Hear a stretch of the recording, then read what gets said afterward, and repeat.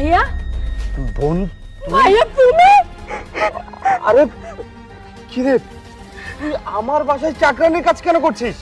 চাকরানির কাম করবো না করবো কি, তুমি বিদেশ যাওয়ার পর থেকে আমি এবারে চাকরানি হয়ে গেছি।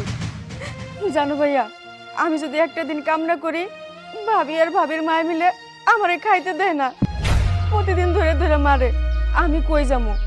তুমি বিদেশ যাওয়ার পর থেকে একটা দিন আমার সাথে ফোনে কথাও কও না। আচ্ছা ভাইজান, তুমি তো কইছিলা যে বিদেশ যাওয়ার পরে তুমি আমার এই বাড়ির রাজরানী করে রাখবা, তাহলে এখন কেন আমি চাকরানি হয়ে আছি? কও ভাইজান কও। বুঝতে পেরেছি, তোর আর কিছু বলতে হবে না। কবিতা, কবিতা রাসেল তুমি? দাঁড়াও। তোর এত বড় সাহস, তুই আমার বাড়িতে আমার বোনকে চাকরানির কাজ করাচ্ছিস? জামাই বাবাজি, তোমার এত বড় সাহস, তুমি বিদেশ থেকে আসতে না আসতে আমার সামনে দাঁড়িয়ে আমার মেয়ের গায়ে হাত তুললে? এত বড় সাহস তুমি কোথায় পেয়েছো? তুমি চুপ করো। জামাই বাবাজি, তোমার শ্বশুর এখানে দাঁড়িয়ে আমার মেয়ে যদি কোনো অন্যায় করে থাকে তুমি আমাকে জানাতে পারতে। তা না করে তুমি আমার সামনে আমার মেয়ের গায়ে চড় দিলে, এটা কিন্তু তুমি অনেক বড় অন্যায় করেছো। চুপ, একদম চুপ। এখানে আমি আর আমার বউ কথা বলছি, আমাদের মাঝে আপনি নাক গলাতে আসবেন না।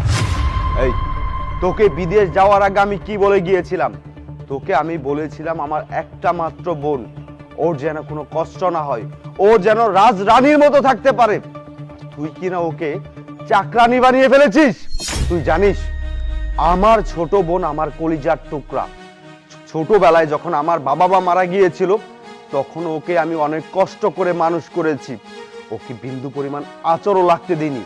আর তুই কিনা আমার সেই কলিজার টুকরা বোনকে দিয়ে আমার বাড়ির সমস্ত কাজ করাচ্ছিস। শুধুমাত্র আমার বোনকে রাজরানী করে রাখবো বলেই আমি বিদেশে পাড়ি জমিয়েছি, বিদেশে মাথার ঘাম পায়ে ফেলে পরিশ্রম করে টাকা পয়সা উপার্জন করেছি। সেই টাকা আমি তোর অ্যাকাউন্টে পাঠিয়েছি। সেই টাকা তুই আমার বোনকে না দিয়ে তোর মা বাবা এদেরকে নিয়ে তুই টাকা ভেঙেছিস, আর আমার বোনকে দিয়ে এই বাড়ির সমস্ত কাজ করাচ্ছিস। আমার টাকা দিয়ে তুই তোর বাবা মাকে রাজা রানী বানিয়েছিস, আর আমার বোনকে বানিয়েছিস এই বাড়ির চাকরানী, তাই না? শোনো জামাই বাবাজি, আমার মেয়ে হইতেছে এই বাড়ির বউ, আর তোমার বোন এই বাড়ির মেয়ে। বয়স হয়ে গেছে কত, এখনো বিয়ে শাদী হয়নি।